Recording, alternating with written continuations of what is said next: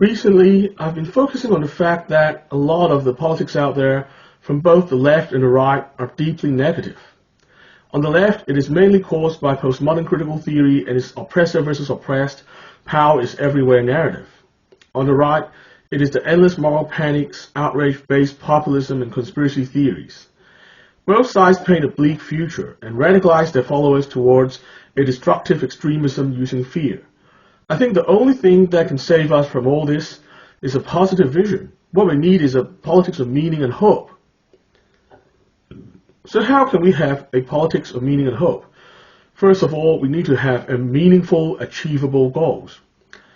One of the biggest problems with the left right now is that it is basically living in fantasy land.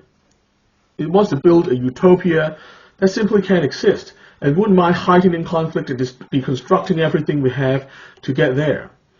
The repeated failures of this project has brought about a well-known phenomenon of left melancholy. The lesson is that setting unachievable goals based primarily on theoretical philosophy is not a constructive way to move forward. Instead, we have to start with reality as it exists.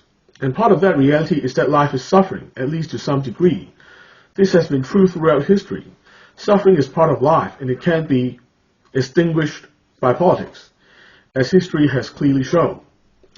Trying to do so would only bring about more unnecessary suffering. This is the reason why utopian dreams are so scary. On the other hand, although life is suffering, we can lessen the suffering, both for people alive right now, and for generations of people to come. Objectively speaking, life consists of less suffering right now, compared with back in the Middle Ages, and we have the hard work of many people across the generations to thank for this.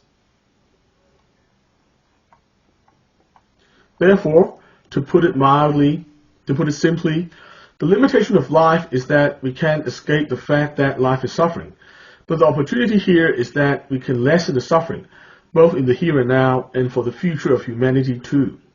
This, I think, provides us with the meaning of life. Even though we can't make things perfect, the fact that we can lessen the suffering of people and the fact that this can benefit many generations still to come provides us with more than enough meaning for this life. It is the hope that things can get better that provides meaning for life, and the will to think and act to make it happen. It is also the realization that things can't be perfect but can be improved that makes every incremental improvement a cause for celebration, and prevents the kind of utopia, dystopia, bipolar thinking that is the root cause of left melancholy and paralysis. I believe that having a positive vision people can believe in also prevents them from falling into the perpetual panic, outrage, and conspiracy thinking that characterizes the populist right.